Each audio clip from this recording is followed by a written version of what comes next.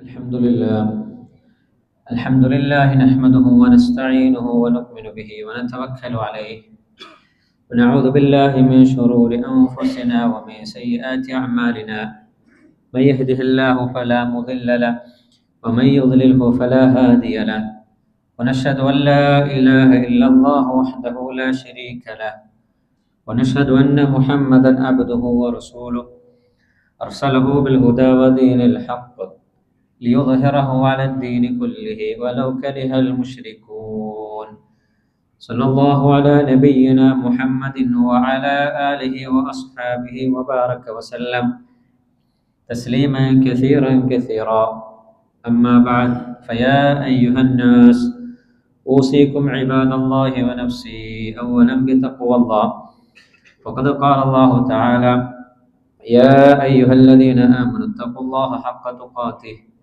ولا تموتن إلا وأنتم مسلمون. ഏറെ ബഹുമാനമുള്ള വിശ്വാസിനികളെ, അല്ലാഹു സുബ്ഹാനഹു വ തആല ജീവിതത്തിൻ്റെ എല്ലാ സമയങ്ങളിലും സൂക്ഷിച്ചുകൊണ്ട് തഖ്വയുള്ള ഒരു ജീവിതം നയിക്കണമേ എന്ന് എന്നോടും നിങ്ങളോടും ഓർമ്മപ്പെടുത്തുകയാണ്, വസിയ്യത്ത് ചെയ്യുകയാണ്.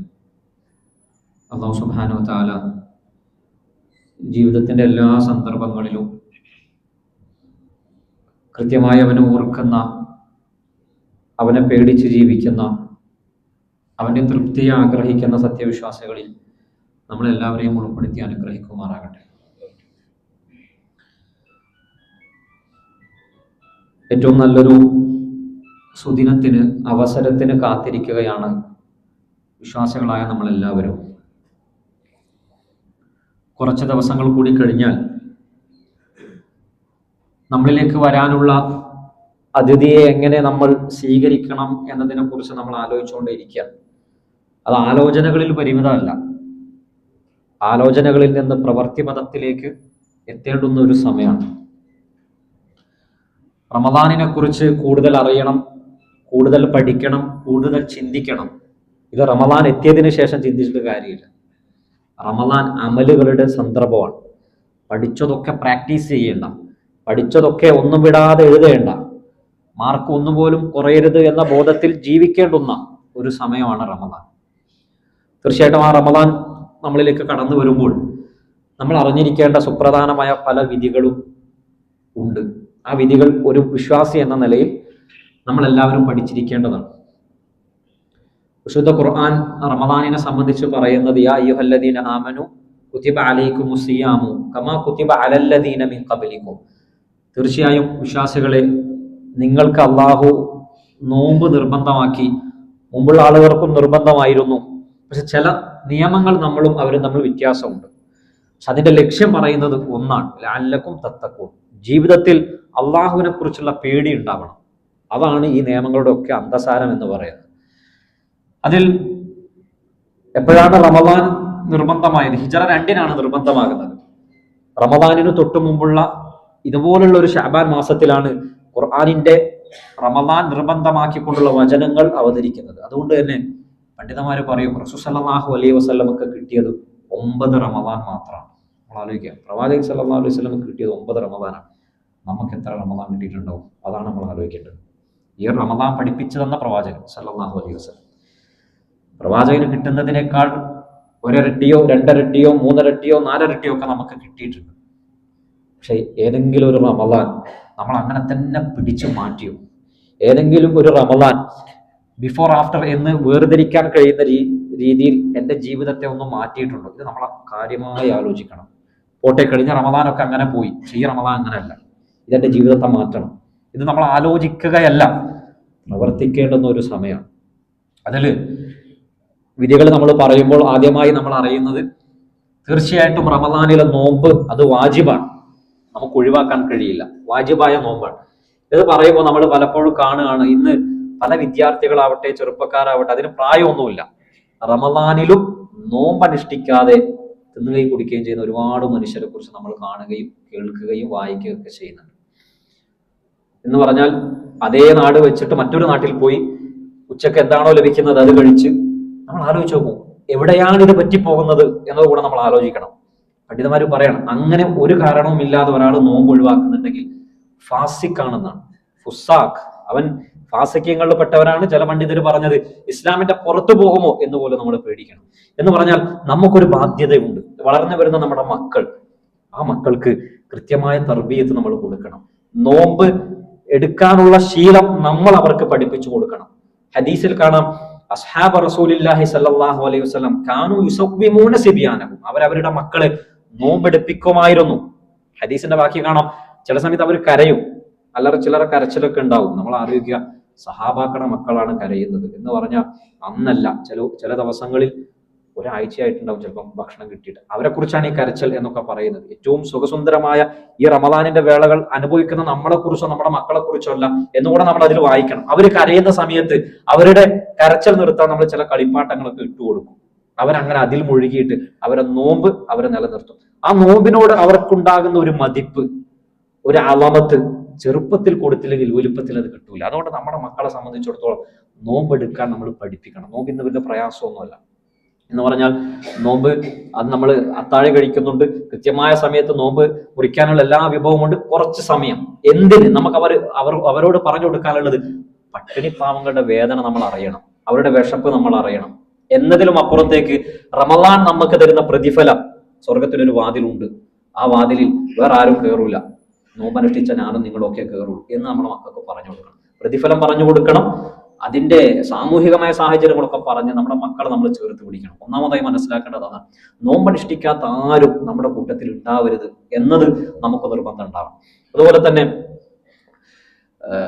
റസൂൽ സല്ലല്ലാഹു അലൈഹി വസല്ലം പറയുന്ന ഒരു ഹദീസിൽ കാണാം, അള്ളാഹു പറയാണ്, എല്ലാ അമലുകളും ഇബ്നു ആദം ചെയ്യുന്നത് അവന് വേണ്ടിയാണ്, ഇല്ല സൗം ഫഇന്നഹു ലി, നോമ്പ് എനിക്ക് വേണ്ടിയാണ് എന്ന് പറഞ്ഞാൽ എല്ലാ അമലുകളും ആളുകൾ കാണും, ആളുകൾ വിലയിരുത്തും. നോമ്പ് കാണാൻ കഴിയില്ലല്ലോ എന്നത് മാത്രമല്ല, നോമ്പുള്ള ഒരു മനുഷ്യൻ ആരെ പറ്റിച്ചിട്ടും എന്തും ചെയ്യാം. പക്ഷെ ഒരു വെള്ളം നമ്മുടെ അകത്തേക്ക് പോകുമ്പോൾ ആളുകൾ പേടിക്കാൻ, ഒതു എടുത്തതിന്റെ ബാക്കി ഉള്ളിൽ പോകുമോ എന്ന് പേടിക്കുന്നുണ്ടെങ്കിൽ അത് ആരും കാണാത്ത സമയത്ത് അള്ളാഹുവിനെ പേടിക്കുന്ന പിടക്കുന്ന മനസ്സുള്ളത് കൊണ്ടാണ്. അതാണ് നമ്മൾ ഉണ്ടാക്കേണ്ടത്. അതാ റമദാനിനെ കുറിച്ച് പറയുന്നത്. അവിടെ വിധികൾ ഓരോന്നായി നമ്മൾ പറയുമ്പോൾ റമദാനിനെ കുറിച്ച് നമ്മൾ അറിയേണ്ടത്, റമദാനിൽ 30 ദിവസവും നമുക്ക് നോമ്പ് നിർബന്ധമാണ്. 30 ദിവസം അല്ലെങ്കിൽ 29 ദിവസം, മാസം എങ്ങനെയാണോ അങ്ങനെയാണ്. അവിടെ വരുന്ന ഒരു ആധുനികമായ ഒരു പ്രശ്നമാണ് പണ്ട് കാലത്ത് ഇല്ലാത്തത്. ഇന്ന് യാത്രാ സൗകര്യങ്ങൾ കൂടുതലാണ്. അതുകൊണ്ട് തന്നെ മത്താലി, സൂര്യ അസ്തമയമാറുന്ന ദിവസങ്ങൾ മാറിയേക്കാവുന്ന ഇടങ്ങളിലേക്ക് ആളുകൾ പെട്ടെന്ന് സഞ്ചരിച്ചു. പ്രത്യേകിച്ച് പ്രവാസികൾ, അവര് നാട്ടിലേക്ക് വരികയാണ്. പലപ്പോഴും അവർ 29 നോമ്പ് അനുഷ്ഠിച്ചിട്ടാണ് നാട്ടിൽ വരുന്നതെങ്കിൽ പ്രയാസമൊന്നുമില്ല, അവർക്ക് 30ാമത്തെ നോമ്പും ഇവിടെ വെച്ച് അവർക്ക് അനുഷ്ഠിക്കാവുന്നതാണ്. ഇനി ഒരാൾ നാട്ടിലേക്ക് എത്തി, പെരുന്നാളായി, അദ്ദേഹത്തിന് 28 നോമ്പേ കിട്ടിയിട്ടുള്ളൂ എങ്കിൽ അദ്ദേഹം ഒരു നോമ്പ് മറ്റൊരു ദിവസം ഖളാ ആയി എടുത്ത് വീട്ടേണ്ടതാണ്. മൂന്നാമത്തെ ഒരു സന്ദർഭം, 30 നോമ്പ് പൂർത്തിയാക്കിയതിന് ശേഷമാണ് ഇവിടേക്ക് വരുന്നത്. പക്ഷെ 31ാമത്തെ നോമ്പ് നാട്ടിൽ നടക്കുകയാണ്. എന്ത് ചെയ്യണം? അവിടെയാണ് വിഷയം. അവിടെ ഇബ്നു ഉസൈമീൻ റഹ്മത്തുള്ളാഹി അലൈഹി പോലുള്ള പണ്ഡിതർ പറയുന്നത്, 31ാമത്തെ നോമ്പ് അനുഷ്ഠിക്കാതെ അവന് നോമ്പില്ലാതിരിക്കുകയും എന്നാൽ ഇല്ല എന്ന വിഷയം പുറത്ത് ആളുകളെ ധരിപ്പിക്കാതെ ഇംസാക്ക്, പിടിച്ചുകൂടുകയും ചെയ്യണം എന്നാണ് ഇബ്നു ഉസൈമീൻ റഹ്മത്തുള്ളാഹി അലൈഹി പറയുന്നത്. പക്ഷേ അതിൽ കുറെ കൂടെ ആധികാരികമായി തോന്നിയ പഠനത്തിൽ പറയുന്നത്, ഷാഫി മദ്ഹബിലടക്കം ആ അഭിപ്രായം കൂട്ടി ചെയ്തുകൊണ്ട് സലഫി പണ്ഡിതർ പറഞ്ഞു തരുന്ന ഒരു അഭിപ്രായം എന്താ വെച്ചാൽ 31ാമത്തെ നോമ്പ് അനുഷ്ഠിക്കുക എന്നതാണ്. കാരണം ഒരുപക്ഷെ ആളുകൾ ചിന്തിക്കാം, 31ാമത്തെ നോമ്പ് എന്നത് ഇസ്ലാമിൽ ഇല്ലല്ലോ എന്നൊരു പക്ഷെ ചിന്തിക്കാം. പക്ഷെ 30 നോമ്പിനോട് അനുബന്ധിച്ചാണ് വരുന്നത് എന്നതുകൊണ്ട് 31ാമത്തതും അനുഷ്ഠിക്കുക എന്നതാണ് ഏറ്റവും അഭിമാന്യമായിട്ടുള്ളത്. കാരണം ഹദീസുണ്ട്, അതിൽ റസൂൽ സല്ലല്ലാഹു അലൈഹി വസല്ലം പറയാണ്, അസ്സൗമു യൗമ യസൂമുൻ നാസ്, ജനങ്ങൾ നോമ്പ് അനുഷ്ഠിക്കുമ്പോൾ നീയും അനുഷ്ഠിക്കണം, ജനങ്ങൾ നോമ്പ് മുറിക്കുമ്പോൾ നീയും നോമ്പ് മുറിക്കണം. വളരെ കൃത്യമായ ഹദീസാണ്. അതുകൊണ്ട് തന്നെ ആ കാര്യത്തിൽ നമ്മൾ അത് ശ്രദ്ധിക്കുക. എന്ന് മാത്രമല്ല, നമ്മൾ നാട്ടിലേക്ക് ഇതുപോലെയുള്ള യാത്രാ സൗകര്യങ്ങൾ, ഫ്ലൈറ്റിലൊക്കെ ആളുകൾ കടന്നു വരിക, അവിടെ പലപ്പോഴും ആളുകൾ ഫ്ലൈറ്റിലുള്ള സന്ദർഭത്തിൽ നോമ്പ് മുറിക്കുന്ന സമയത്തിൽ ചില കൺഫ്യൂഷൻ ആളുകൾക്ക് ഉണ്ടാവാറുണ്ട്. ഉദാഹരണത്തിന്, നമ്മൾ ഈ കോഴിക്കോട് നിന്ന് ഏതാണ്ട് വൈകുന്നേരം 6 മണിക്കാണ് നമ്മൾ യാത്ര തിരിക്കുന്നത്, നോമ്പാണ്. ഏതാണ്ട് നമ്മുടെ കോഴിക്കോടുള്ള സമയം വെച്ചാൽ 6:30 മഗ്രിബ് ബാങ്ക് കൊടുക്കുന്ന സമയമാണ്. പക്ഷെ ഇയാൾ ടേക്ക് ഓഫ് ചെയ്തു, ഏതാണ്ട് 1 മണിക്കൂറോളം ഓടി ഫ്ലൈറ്റിലാണ് ഇരിക്കുന്നത്. 7 മണിയായി. പക്ഷെ അദ്ദേഹം വിൻഡോയിൽ നിന്ന് പുറത്തേക്ക് നോക്കുമ്പോൾ അപ്പോഴും സൂര്യൻ അസ്തമിച്ചിട്ടില്ല. നാട്ടിലെ സമയം വെച്ച് നോക്കുകയാണെങ്കിൽ സുഖസുന്ദരമായി 6:30 കഴിഞ്ഞു 7 മണിയായി. പണ്ഡിതർ പറയാണ്, ആ സമയം പരിഗണിച്ചിട്ട് അവന് നോമ്പ് മുറിക്കാൻ കഴിയില്ല. അവൻ എവിടെയാണോ ഉള്ളത്, ചുറ്റുപാട് അവൻ സൂര്യൻ അസ്തമിച്ചിട്ടില്ല എന്ന് കാണുകയാണെങ്കിൽ അസ്തമിക്കുന്നത് വരെ കാത്തുക്കണം.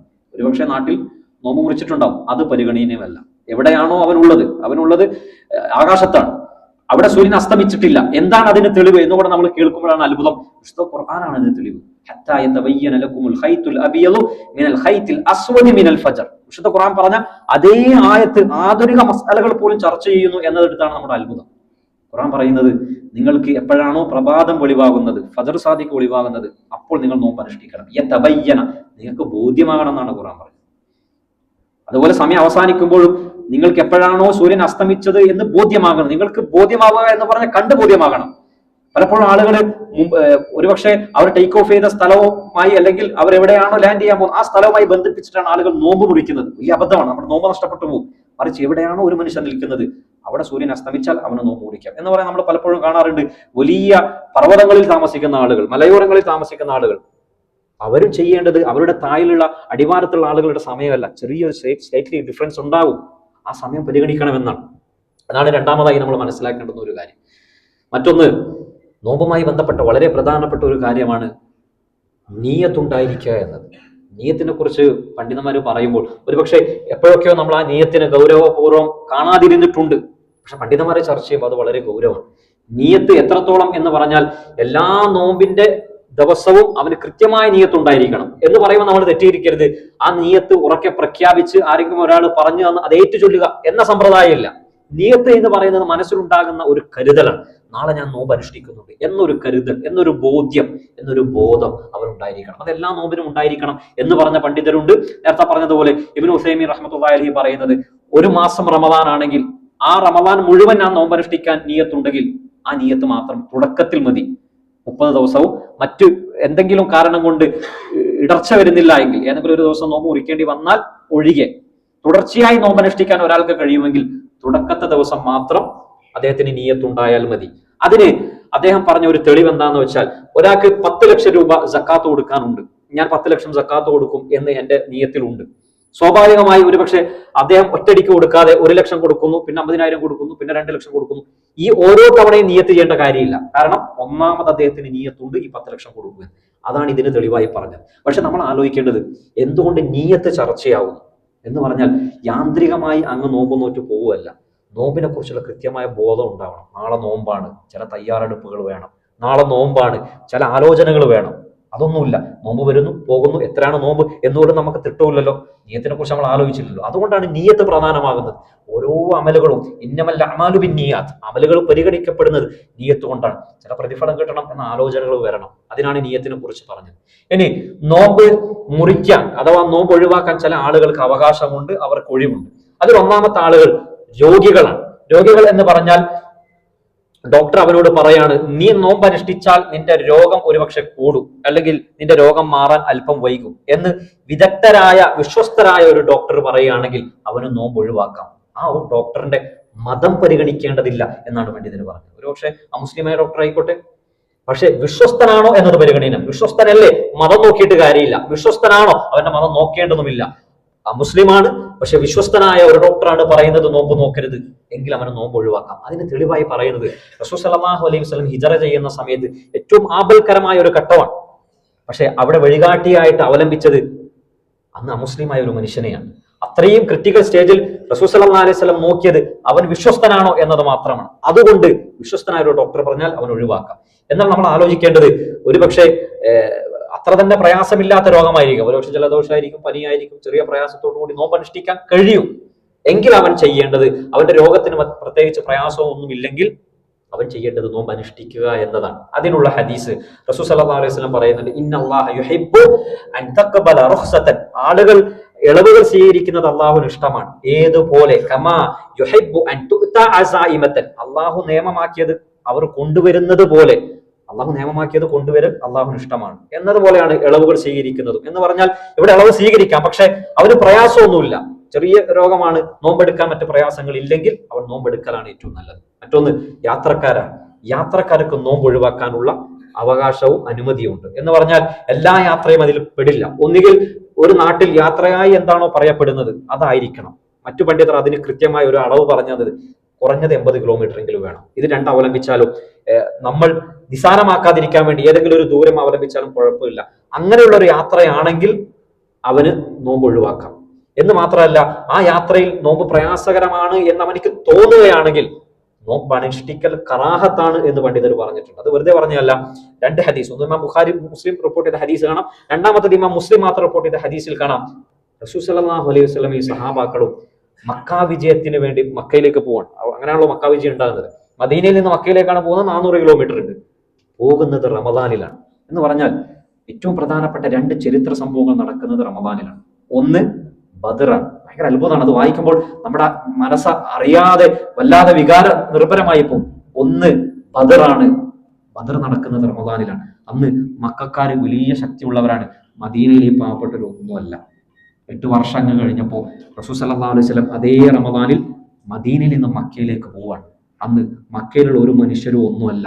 മദീനയിലുള്ള ആളുകൾ, പ്രത്യേകിച്ച് റസൂൽ സല്ലല്ലാഹു അലൈഹി വസല്ലം വലിയൊരു രാജ്യത്തിന്റെ അധികാരിയായിട്ട് കടന്നു വരികയാണ്. നമ്മൾ ആലോചിച്ചു, ചരിത്രം കുറച്ചങ്ങ് മാറുമ്പോഴേക്ക് മക്ക മാറി, മദീന മാറി, റസൂൽ സല്ലല്ലാഹു അലൈഹി വസല്ലം മാറിയില്ല എന്ന് പറയുന്നത് പോലെ പ്രവാചകൻ ആ യാത്ര നടത്തുന്നത് റമദാനിലാണ്. അവിടെ വിധി എന്താണ് വരുന്നത് വെച്ചാൽ, നമുക്കറിയാം അന്ന് വലിയ മരുഭൂമിയാണ്, അന്ന് വലിയ പ്രയാസമാണ്. ആളുകൾക്ക് നോമ്പ് പ്രയാസമായപ്പോൾ റസൂൽ സല്ലല്ലാഹു അലൈഹി വസല്ലം ഒരു കപ്പ് വെള്ളം കൊണ്ടുവരാൻ വേണ്ടി പറഞ്ഞു. അന്നത്തെ ഒരു കൊടുക്കുകയായിരിക്കാം. പ്രവാചകൻ സല്ലല്ലാഹു അലൈഹി വസല്ലം അത് ഉയർത്തിപ്പിടിച്ചു. എല്ലാ ആളുകളും കാണുന്ന അവസ്ഥയിൽ റസൂൽ സല്ലല്ലാഹു അലൈഹി വസല്ലം സുമ്മ ശരിബ, അത് കുടിച്ചു എന്നാ. ഇത് കണ്ടപ്പോൾ ആളുകൾക്ക് നോമ്പ് മുറിക്കാം എന്ന് മനസ്സിലായി. പല ആളുകളും നോമ്പ് മുറിച്ചു. എന്നിട്ട് ചില ആളുകൾ വന്നിട്ട് പറഞ്ഞു, പ്രവാചകരെ, അങ്ങ് ഇത് ചെയ്തിട്ട് നോമ്പ് മുറിക്കാത്ത കുറച്ച് മനുഷ്യരുണ്ട്. റസൂൽ സല്ലല്ലാഹു അലൈഹി വസല്ലം പറഞ്ഞു, ഉലായിക്കൽ അസ്വാദ് ഉലായിക്കൽ അസാദ്, അവര് അനുസരണക്കേട് കാണിക്കുന്ന ആളുകളാണ് എന്നാണ് റസൂൽ സല്ലല്ലാഹു അലൈഹി വസല്ലം. എന്ന് പറഞ്ഞാൽ പ്രയാസം ഉണ്ടായിരിക്കെ പിന്നെ നോമ്പ് അനുഷ്ഠിക്കേണ്ടതില്ല. അവിടെ മുറിക്കലാണ് നല്ലത്. ആളുകളുടെ ബോഡിയെ, അവരുടെ ശരീരത്തെ പരിഗണിക്കാത്ത മതമാണ് ഇസ്ലാം എന്നാരും കരുതരുത്. റസൂൽ സല്ലല്ലാഹു അലൈഹി വസല്ലം അതുകൊണ്ടാണ് ആ കപ്പ് ഉയർത്തിപ്പിടിച്ചിട്ട് എല്ലാവരും കണ്ടിരിക്കെ ഫർളായ റമദാനിലെ നോമ്പ് റസൂൽ സല്ലല്ലാഹു അലൈഹി വസല്ലം മുറിച്ചത്. അതുകൊണ്ടാണ് പ്രവാചകൻ ഇതൊന്നും ഒരു വിഷയമല്ല. നമ്മൾ ആലോചിക്കുന്നുണ്ടോ, പ്രവാചകൻ ഈ ത്യാഗം, ഈ ദാഹം, അതൊന്നും റസൂൽ സല്ലല്ലാഹു അലൈഹി വസല്ലം ഒരു വിഷയമല്ല. പക്ഷെ കൂടെയുള്ളവരെ പരിഗണിച്ചു, വരാൻ പോകുന്ന സമൂഹത്തെ പരിഗണിച്ചു. അതുകൊണ്ടാണ് റഹ്മത്തൽ ലിൽ ആലമീൻ എന്ന റസൂൽ സല്ലല്ലാഹു അലൈഹി വസല്ലം കുറിച്ച് നമ്മൾ പറയുന്നത്. മറ്റൊന്ന്, ഇന്നത്തെ കാലത്ത് നമ്മൾ ആലോചിച്ച് നോക്കിയാൽ യാത്ര എന്ന് പറയുന്നത് മരുഭൂമിയിലൂടെ അല്ല, ഒട്ടകത്തിന്റെ പുറത്തല്ല, ഏറ്റവും എയർ കണ്ടീഷൻ ആയിട്ടുള്ള വാഹനത്തിൽ പോകുന്നു, ബസ്സിൽ പോകുന്നു, ഫ്ലൈറ്റിൽ പോകുന്നു. പലപ്പോഴും ആ യാത്ര നമുക്ക് പ്രയാസമല്ല എന്നതുകൊണ്ട് പണ്ഡിതർ പറയുന്നത് ഏറ്റവും അഫ്ളലായിട്ടുള്ളത് നോമ്പ് അനുഷ്ഠിക്കുക എന്നതാണ്. കാരണം നമുക്ക് പ്രയാസങ്ങളൊന്നുമില്ല. പക്ഷെ ഒരുവൻ അതുണ്ടായിരിക്കെ തന്നെ എല്ലാ സൗകര്യവും ഉണ്ട്, പക്ഷെ ഈ പറഞ്ഞതുപോലെ വലിയ യാത്രയാണ്, അദ്ദേഹം നോമ്പ് ഒഴിവാക്കുകയാണെങ്കിൽ അദ്ദേഹത്തിന് ന്യായമുണ്ട്, അദ്ദേഹത്തെ കുറ്റം പറയാൻ കഴിയില്ല. പക്ഷെ നോമ്പെടുക്കാൻ കഴിയുമെങ്കിൽ നമ്മൾ ചെയ്യേണ്ടത് നോമ്പ് അനുഷ്ഠിക്കുക എന്നതാണ്. അവിടെ തന്നെ ശ്രദ്ധിക്കേണ്ടത് ഈ റുഖ്സ അഥവാ ഇളവ് നമ്മൾ എടുക്കേണ്ടത് എപ്പോഴാണ്. ഒരാൾ വൈകുന്നേരം 5 മണിക്കാണ് റമദാനിൽ യാത്ര ചെയ്യാൻ പോകുന്നതെങ്കിൽ രാവിലെ നോമ്പ് ഒഴിവാക്കാൻ അയാൾക്ക് കഴിയില്ല. നമ്മൾ ശ്രദ്ധിക്കണം. 5 മണിക്കാണ് അയാൾക്ക് ഫ്ലൈറ്റ്, രാവിലെ നോമ്പ് ഒഴിവാക്കി ഇങ്ങനെ ഇരിക്കാൻ അത് പറ്റില്ല. എപ്പോഴാണോ യാത്ര തുടങ്ങുന്നത്, അവന്റെ നാട് വിട്ടതിന് ശേഷം മാത്രമേ അവൻ ഇളവെടുക്കാൻ പാടുള്ളൂ. അത് നമ്മൾ പ്രത്യേകം ശ്രദ്ധിക്കണം. യാത്ര ആരംഭിച്ച് അവന്റെ നാട് കടന്നതിന് ശേഷം, അതുകൊണ്ട് രാവിലെ മുതൽ നോമ്പെടുക്കുക. ഇനി 5 മണിയായി, അപ്പത്തേക്ക് വല്ലാതെ പ്രയാസമായി, എങ്ങനെ നോമ്പ് മുറിക്കാവുന്നതാണ് എന്നാണ് നമ്മൾ അതിൽ മനസ്സിലാക്കേണ്ടത്. അതുപോലെ തന്നെ പ്രത്യേകിച്ച് സ്ത്രീകൾ മനസ്സിലാക്കേണ്ട 2 മസലകളാണ് നോമ്പ് ഒഴിവാക്കാൻ അനുമതിയുള്ള 2 ആളുകൾ. ഒന്ന് ഗർഭിണിയാണ്, 2 മുലയൂട്ടുന്ന സ്ത്രീകളാണ്. ഇവരെ സംബന്ധിച്ച് കൃത്യമായി മനസ്സിലാക്കേണ്ടുന്ന ഒരു കാര്യം, അവർക്ക് 3 അവസ്ഥകൾ വരും. ഒന്ന്, അവർ നോമ്പ് ഒഴിവാക്കുന്നത് അവരുടെ ശരീരത്തിന് എന്തെങ്കിലും പ്രയാസം വരുമോ എന്ന് പേടിച്ചിട്ടാണ്. ആ സന്ദർഭത്തിൽ അവർ ഖളാ മാത്രം വീട്ടിയാൽ മതി.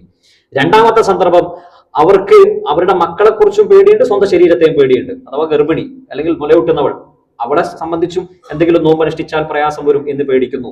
മക്കളെ സംബന്ധിച്ചും, ഉള്ളിലുള്ള കുട്ടിയായിരിക്കാം, മുല കൊടുക്കുന്ന കുട്ടിയായിരിക്കാം, അതും പേടിച്ചിട്ടാണ് അവർ നോമ്പ് ഒഴിവാക്കുന്നതെങ്കിൽ അപ്പോഴും ഖളാ മാത്രമേ അവർക്കുള്ളൂ. മൂന്നാമത്തൊരു സ്ഥിതി പറയുന്നത്, അവളെ സംബന്ധിച്ച് ഒരു പേടിയുമില്ല, തന്റെ കുട്ടിക്ക് എന്തെങ്കിലും പറ്റി പോകുമോ നോമ്പ് അനുഷ്ഠിച്ചാൽ എന്നതാണ് പേടി. ഇവിടെയാണ് കുറച്ച് അഭിപ്രായ വ്യത്യാസമുള്ളത്. 3 അഭിപ്രായങ്ങളുണ്ട്. അത് ഞാൻ 3 പറയാൻ കാരണം ഇതിൽ എളുപ്പം ഏതാണോ സ്ത്രീകൾക്ക് അത് എടുക്കാനുള്ള അനുമതിയുണ്ട് എന്നതുകൊണ്ടാണ്. അതിൽ ഒന്നാമത്തെ അഭിപ്രായം, ഖളാ വീട്ടണം, കൂട്ടത്തിൽ ഫിദിയയും കൂടെ കൊടുക്കണം. ഫിദിയ എന്ന് പറഞ്ഞാൽ ഒരുപക്ഷെ അരിയായിരിക്കാം, നാട്ടിലെ മറ്റു കാര്യങ്ങൾ ഇൻഷാ അല്ലാഹ് നമ്മൾ പറയും. ഒന്നാമത്തെ അഭിപ്രായം, ഖളാ അവൾ വീട്ടണം, കൂട്ടത്തിൽ ഫിദിയ കൊടുക്കണം. രണ്ടാമത് പറയുന്നത്, അവള് നോമ്പ് അനുഷ്ഠിക്കേണ്ടതില്ല, ഖളാ വീട്ടേണ്ടതില്ല, വെറും ഫിദിയ മാത്രം കൊടുത്താൽ മതി. പ്രബലമായ ഒരു അഭിപ്രായമാണ്. അതിൽ കേവലം എന്തെങ്കിലും പറഞ്ഞു പോവുകയല്ല. അബ്ദുർ റസാഖിന്റെ മുസന്നഫിലും ഇമാം ത്വബരി തന്റെ തഫ്സീറിലും ഉദ്ധരിക്കുന്ന അസറുകൾ, സഹിഹായ അസറുകൾ അതിന് തെളിവാണ്. അവൾക്ക് നോമ്പ് അനുഷ്ഠിക്കേണ്ടതില്ല, അവൾക്ക് കേവലം ഫിദിയ കൊടുത്താൽ മതി. മൂന്നാമത്തെ അഭിപ്രായം, അവൾ ഫിദിയ കൊടുക്കേണ്ടതില്ല, കേവലം നോമ്പ് അനുഷ്ഠിച്ചാൽ മാത്രം മതി. ഈ 3 അഭിപ്രായം ഞാൻ പറഞ്ഞത്, ഒരാൾക്ക് എന്താണോ സൗകര്യം, നോമ്പ് മാത്രമാണോ കഴിയുക മതി, ഇനി അല്ലാക്ക് നോമ്പ് ഒഴിവാക്കിയിട്ട് ഭക്ഷണം കൊടുക്കാൻ പറ്റുമോ, അത് സ്വീകരിക്കാം. ഇത് രണ്ടും കൂടി പറ്റുമോ, അതും സ്വീകരിക്കാം. ഇതൊക്കെ കൃത്യമായ അഭിപ്രായ വ്യത്യാസങ്ങൾ നമ്മൾ പറയുമ്പോൾ അത് നമ്മുടെ സൗകര്യത്തിന് കൂടെ ഉപയോഗിക്കാൻ നമുക്ക് അനുമതിയുണ്ട് എന്നുകൂടെ നമ്മൾ ആലോചിക്കും. മറ്റൊന്ന്, പ്രായമുള്ള ആളുകളാണ്. നോമ്പനുഷ്ഠിക്കാൻ അവർക്ക് കഴിയില്ല. ഈ റമദാനിൽ നോമ്പനുഷ്ഠിച്ചിട്ടില്ല, ഇനി അടുത്ത റമദാനിൽ നോക്കാൻ കഴിയുമെന്ന് അവർക്ക് പ്രതീക്ഷയില്ല. നന്നേ പ്രായമായി പോയി, അല്ലെങ്കിൽ മാറാത്ത രോഗികളാണ്. അവർ ചെയ്യേണ്ടത് എന്താണ്? വിശുദ്ധ ഖുർആൻ തന്നെ അവിടെ പറഞ്ഞു, വഅലല്ലദീന യുതീഖൂനഹു ഫിദിയത്തുൻ തആമു മിസ്കീൻ. അവർ ചെയ്യേണ്ടത് ഫിദിയ കൊടുക്കുക എന്നതാണ്. അവർക്ക് ഇനി നോമ്പനുഷ്ഠിക്കാൻ കഴിയില്ല, വയസ്സായി പോയി. പക്ഷെ അവർ ചെയ്യാൻ ഒരു നോമ്പിന് പകരം അവര് ഒരു മിസ്കീന് ഒരു ഭക്ഷണം കൊടുക്കുക. ഫിദിയത്തുൻ തആമു മിസ്കീൻ, ഖുർആനാണ് പറഞ്ഞത്. മിസ്കീന് ഭക്ഷണം കൊടുക്കുക. ഇവിടെയും ചില ചർച്ചകൾ വന്നു, എന്ത് കൊടുക്കും ഫിദിയായിട്ട്. പണ്ഡിതന്മാർ പറഞ്ഞത്, ഇമാം ബുഖാരി തന്നെ റിപ്പോർട്ട് ചെയ്ത ഹദീസിൽ കാണാം, അനസ് റളിയല്ലാഹു തആല അൻഹു ഒരുപാട് വർഷം ജീവിച്ച സഹാബിയാണ്. അനസ് റളിയല്ലാഹു തആല അൻഹുവിനെ കുറിച്ച് പറയുന്നത് വലിയ അത്ഭുതമാണ്. റസൂൽ സല്ലല്ലാഹു അലൈഹി വസല്ലമയുടെ കൂടെ 10 വർഷം ഖിദ്മത്ത് എടുത്ത സഹാബിയാണ് അനസ് റളിയല്ലാഹു തആല അൻഹു. അദ്ദേഹം ഒരുപാട് വർഷം ജീവിച്ചു. എത്രത്തോളം എന്ന് പറഞ്ഞാൽ 100-ൽ പരം പേരമക്കൾ ഉണ്ടായിരുന്നാണ്. ആ പേരമക്കളെ പോലും അനസ് റളിയല്ലാഹു തആല അൻഹു എടുത്ത് ഖബറിൽ വെച്ച ഒരുപാട് പേരമക്കൾ അപ്പോഴും ആര് ജീവിക്കുകയാണ്? അനസ് റളിയല്ലാഹു തആല അൻഹു ജീവിക്കുകയാണ്. വലിയ പ്രായമായ കാലം അത്രയും ജീവിച്ചു. അതുകൊണ്ട് കുറേ ആളുകൾ അനസ് റളിയല്ലാഹു അൻഹു കണ്ടിട്ടുണ്ട്. പക്ഷെ അവസാന കാലം ആയപ്പോഴേക്കും അദ്ദേഹത്തിന് നോമ്പെടുക്കാൻ കഴിയുന്നില്ല. അദ്ദേഹം ചെയ്തത് ബുഖാരി റിപ്പോർട്ട് ചെയ്ത ഹദീസിൽ കാണാം, ഖുബ്സൻ വ ലഹ്മൻ, ഒരു റൊട്ടിയും കുറച്ച് ഇറച്ചിയും അദ്ദേഹം ഓരോ നോമ്പിന് വെച്ചിട്ട് മിസ്കിന്മാർക്ക് കൊടുത്തു എന്നാണ്. എന്ന് പറഞ്ഞാൽ ഒരു നാട്ടിൽ ഒരു നേരത്തെ ഭക്ഷണമായി കരുതുന്നത് എന്താണോ അത് കൊടുത്താൽ മതി. ചില നാട്ടിൽ അരിയാണ്, കൂട്ടത്തിൽ കറിയുണ്ടോ, അതും കൂടെ കൊടുക്കാം. ഇനി അങ്ങനെയല്ലെങ്കിൽ ചില പണ്ഡിതർ പറഞ്ഞു ഒരു മുദ്ദ് കൊടുത്താൽ മതി. മുദ്ദ് എന്ന് പറഞ്ഞാൽ 750 ഗ്രാം ഒരു മുദ്ദാണ്. ഒരു നോമ്പ് വെച്ചിട്ട് ഒരു മുദ്ദ് കൊടുക്കാം. ഷാഫി മദ്ഹബ് അതാണ് പറഞ്ഞത്. ഹനഫി മദ്ഹബിലേക്ക് വന്നപ്പോഴേക്കും ചില സലഫി പണ്ഡിതരടക്കം പറഞ്ഞത് 1 കിലോവും അഥവാ 1.5 കിലോ അഥവാ 1500 ഗ്രാം എന്ന് പറഞ്ഞാൽ 1.5 കിലോ ആണ്. 1.5 കിലോ അരി കൊടുത്താലും മതി. ഇത് 3 പറ്റുമോ? 3 പറ്റും. ഇതൊന്നും ആളുകൾ പരസ്പരം തർക്കിക്കുകയോ പരസ്പരം ശണ്ട കൂടുകയോ ചെയ്യേണ്ടത്. ഇതൊക്കെ കൃത്യമായ നെസ്സിന്റെ അടിസ്ഥാനത്തിൽ പണ്ഡിതന്മാർ നിർദ്ധരിച്ചെടുക്കുന്നതാണ്. ഇത് 3 എടുത്താലും ഇതിൽ ഏതെങ്കിലും 1 എടുത്താലും അതൊക്കെ സാധ്യമായ ഒരു കാര്യമാണ്. മറ്റൊന്ന് നമ്മൾ മനസ്സിലാക്കേണ്ടത്, ഒരാൾക്ക് ഈ റമദാനിൽ ഒരു നോമ്പ് അനുഷ്ഠിക്കാൻ പറ്റിയില്ല. ഇതൊക്കെ മസാലകളാണ്, പഠിച്ചിരിക്കാൻ വേണ്ടിയാണ് നമ്മൾ ഇത് പറയുന്നത്. അദ്ദേഹത്തിന് ഏതുവരെ ടൈമുണ്ട്? അടുത്ത റമദാൻ ആകുന്നതിന് മുമ്പ് വരെ സമയമുണ്ട്. അത് എവിടെ നിന്ന് കിട്ടിയെന്ന് ചോദിച്ചാൽ, ആയിഷ ബീവി പറയുന്നുണ്ട് റളിയല്ലാഹു തആല അൻഹ, അവര് പറയാണ്, ഞാൻ നോമ്പ് ഒന്ന് മിസ്സായി പോയി, പക്ഷേ അതെനിക്ക് എടുക്കാൻ പറ്റിയത് അടുത്ത മാസം ഷാബാനിലായിരുന്നു. ഷാബാൻ എന്ന് പറഞ്ഞാൽ ഈ മാസമാണ്, റമദാൻ ആവാറായി എന്ന് പറഞ്ഞാൽ നമുക്ക് ടൈം ലൈൻ കിട്ടി. റമദാനിന് മുമ്പ് അനുഷ്ഠിക്കണം, അതാണ് അവസാനത്തെ ടൈം. ആ റമദാനിലും അനുഷ്ഠിച്ചില്ല എങ്കിൽ ഒരു നിസ്കാരം കളാക്കിയതുപോലെയുള്ള ശിക്ഷയാണ്. അത് നമ്മൾ മനസ്സിലാക്കിയില്ല. അടുത്ത റമദാൻ വരെ സമയമുണ്ട്. ആ റമദാൻ വരെ നോമ്പ് അനുഷ്ഠിച്ചില്ല എങ്കിൽ അടുത്ത റമദാൻ എത്തിപ്പോയാൽ ദുഹർ സമയം കഴിഞ്ഞ് അസർ എത്തുമല്ലോ, അതേ ഗൗരവം, അതേ തിന്മ, അതേ കുറ്റം അവൻ അതിൽ കാത്തിരിക്കേണ്ടതുണ്ട് എന്ന് പണ്ഡിതർ പറയാം. പക്ഷേ നമ്മൾ മനസ്സിലാക്കേണ്ടത്, പലപ്പോഴും ഒരു വർഷത്തെ ഗ്യാപ്പ് നമുക്കുണ്ട്. അതുകൊണ്ട് തന്നെ സ്ത്രീകളെ സംബന്ധിച്ചിടത്തോളം അവർക്ക് അതിനു മുമ്പ് ഏത് ദിവസവും അവർക്ക് പിടിച്ചു വീട്ടാം. എന്ന് മാത്രമല്ല, ഖളാ ആയ നോമ്പ് ഉണ്ടായിരിക്കെ തന്നെ സുന്നത്ത് നോമ്പുകളും അവർക്ക് അനുഷ്ഠിക്കാം. 4-5 നോമ്പ് ഖളാ ഉണ്ട്, പക്ഷെ മുഹറം വന്നു, ആശൂറ വന്നു, ആ നോമ്പ് അനുഷ്ഠിക്കാം, ഒരു പ്രശ്നമല്ല. എന്ന് മാത്രമല്ല, അതിന് എളുപ്പമായി പണ്ഡിതന്മാർ പറഞ്ഞു തന്ന ഒരു വിധി എന്താ വെച്ചാൽ, ആശൂറാന്റെ നോമ്പ് ഉണ്ടാവും, സുന്നത്ത് നോമ്പാണ്. ദുൽഹജ്ജയുടെ നോമ്പ് ഉണ്ടാവും, സുന്നത്ത് നോമ്പാണ്. അത്തരം ദിവസങ്ങളിൽ ഖളാഇന്റെ നിയ്യത്ത് കൂടെ വെച്ചാൽ, ഇത് ഇബ്നു ഉസൈമീൻ റഹ്മത്തുള്ളാഹി അലൈഹി പറയുന്ന വിധിയാണ്. ഖളാ അത്തരം ദിവസങ്ങളിൽ എടുത്താൽ സുന്നത്ത് നോമ്പിന്റെ ആ ദിവസത്തിന്റെ കൂലിയും അവർക്ക് കിട്ടും, എന്നതുപോലെ ഖളാഇന്റെ കൂലിയും കിട്ടും. ഇബ്നു ഉസൈമീൻ റഹ്മത്തുള്ളാഹി അലൈഹിയും അദ്ദേഹത്തിന്റെ ശിഷ്യനും ഒക്കെ ആ മസഅല ചർച്ച ചെയ്തിട്ടുണ്ട്. അതാണ് നല്ലത്. എന്ന് പറഞ്ഞാൽ ഖളാവുമായി സുന്നത്ത് നോമ്പുമായി. ഇനി ഒരാൾ അടുത്ത റമദാനിന്റെ ഉള്ളിൽ നോറ്റ് വീട്ടാൻ കഴിയാതിരുന്നത് ഏറ്റവും ഏറ്റവും പ്രബലമായ എന്തെങ്കിലും കാരണം കൊണ്ടാണ്. എന്ന് പറഞ്ഞാൽ ഒരാൾക്ക് ഈ വർഷത്തെ റമദാനിൽ നോമ്പ് നോക്കാൻ പറ്റാതിരുന്നത് ഗർഭിണിയായതുകൊണ്ടാണ്. പക്ഷെ അടുത്ത വർഷത്തെ റമദാൻ വന്നപ്പോഴും കുട്ടി പ്രസവിച്ചു, പക്ഷെ പാല് കൊടുക്കണം, അപ്പോഴും പ്രയാസം ഉണ്ടല്ലോ. എന്ന് പറഞ്ഞാൽ ആ ഒരു വർഷത്തിന്റെ ഇടയിൽ നോക്കാൻ സാഹചര്യം കിട്ടിയില്ല. അതുകൊണ്ടാണ് ഞാൻ ഗർഭിണിയെ കുറിച്ച് പറഞ്ഞത്. ഗർഭമായിരുന്നു, അതുകൊണ്ട് ആദ്യത്തെ റമദാനിൽ നോമ്പ് ഒഴിവാക്കി. രണ്ടാമത്തെ റമദാൻ വന്നപ്പോൾ ഈ കുട്ടിക്ക് പാല് കൊടുക്കാൻ, അപ്പോഴും ആ ഇടക്ക് എവിടെയും നോമ്പെടുക്കാനുള്ള സൗകര്യം കിട്ടിയില്ല എങ്കിൽ അവർക്കൊരു പ്രശ്നവുമില്ല എന്നാണ് പറയുന്നത്. എന്നാൽ ഒരു വർഷത്തിനുള്ളിൽ നോമ്പനുഷ്ഠിക്കാൻ വേണ്ടുവോളം സമയമുണ്ടായി, അശ്രദ്ധനായിട്ടാണ് അടുത്ത റമദാൻ വരെ എത്തിയതെങ്കിൽ അവിടെ ചില മസലകൾ പറയുന്നത്. ഇതൊക്കെ പണ്ഡിതന്മാർ ചർച്ച ചെയ്തിട്ടുണ്ട്. അതിൽ പറയുന്നത് നോമ്പ് മാത്രം പോരാ, ഒരു ഫിദിയയും കൂടെ കൊടുക്കണം എന്ന് പ്രബലമായി ഹദീസുകൾ ഉദ്ധരിച്ച പണ്ഡിതർ പറഞ്ഞിട്ടുണ്ട്. അതിന് ഓപ്പോസിറ്റുള്ള അഭിപ്രായമുണ്ട്, ഫിദിയ കൊടുക്കേണ്ടതില്ല, നിങ്ങൾ നോമ്പ് മാത്രം അനുഷ്ഠിച്ചാൽ മതി എന്ന് പറഞ്ഞവരുമുണ്ട്. പക്ഷെ എപ്പോഴും സൂക്ഷ്മത എന്ന് പറഞ്ഞാൽ ഇതൊന്നും നിസാരമായ കളിയല്ല. റമദാൻ നിങ്ങൾ ഒഴിവാക്കിയിട്ടുണ്ടെങ്കിൽ അതിന് ഒരു അഡീഷണൽ ഒരു പണിഷ്മെന്റ് എന്ന നിലയിലാണ്. ഇതൊക്കെ നമ്മൾ കയ്യിൽ നിന്നെടുത്ത് കൊടുക്കുമ്പോഴാണ് ആളുകൾക്ക് എന്തെങ്കിലുമൊക്കെ ചിന്തയുണ്ട്. നമ്മൾ ഹെൽമെറ്റ് ഇടാതെ പോകുന്നു, 500 പെനാൽറ്റി വരുന്നു, അപ്പൊ നമുക്ക് ചില ഓർമ്മ വന്നു. അതുകൊണ്ട് ഇനി കുറച്ച് കഷ്ടപ്പെട്ടാലും വേണ്ടില്ല, എങ്ങനെ വലിച്ചിട്ട് കിട്ടിയാലും വേണ്ടില്ല, അങ്ങ് എടുത്ത് പോവാണ് നമ്മൾ. ഇതൊരു പെനാൽറ്റിയാണ്. ഇതങ്ങനെ വെറുതെ കൊടുത്തതാണെന്നും നമ്മൾ വിചാരിക്കേണ്ട. അതുകൊണ്ടാണ് ഈ പറഞ്ഞപ്പോൾ രണ്ട് അഭിപ്രായം പറയുമ്പോഴും ചില കഠിനമായ ഒരു നിയമങ്ങൾ പറയുന്നത് ഇനി ആവർത്തിക്കാതിരിക്കാൻ വേണ്ടിയാണ്. അതുകൂടെ നമ്മൾ ഓർക്കുക. അള്ളാഹു നമ്മൾ ഈ റമദാനിൽ കൃത്യമായി കാര്യങ്ങൾ പഠിക്കാനും ജീവിതത്തിൽ പകർത്താനും, കേവലം നിയമങ്ങൾ ഒപ്പിക്കുക എന്നത് മാത്രമല്ല ഇസ്ലാം. അതിൻ്റെ ഉള്ളിൽ ഒരു റൂഹുണ്ട്, ഒരു ഇഖ്ലാസ് ഉണ്ട്. ഈ നിയമങ്ങളൊക്കെ പഠിച്ചു അങ്ങനെ അങ്ങ് പോയി എന്നതുകൊണ്ട് മാത്രം പോരാ. ഇഖ്ലാസ് ഉണ്ടാകണം, അമലുണ്ടാകണം, അള്ളാഹുവിന്റെ പൊരുത്തം കിട്ടണം, അള്ളാഹുവിന്റെ മഗ്ഫിറത്ത് കിട്ടണം. അങ്ങനെ അള്ളാഹുവിനെ പേടിച്ച് ജീവിക്കാനുള്ള റമദാനാക്കി അള്ളാഹു നമ്മുടെ ഈ റമദാൻ മാറ്റി തരുമാറാകട്ടെ. വാഖിറു ദഅ്വാനാ അൽഹംദുലില്ലാഹി റബ്ബിൽ ആലമീൻ.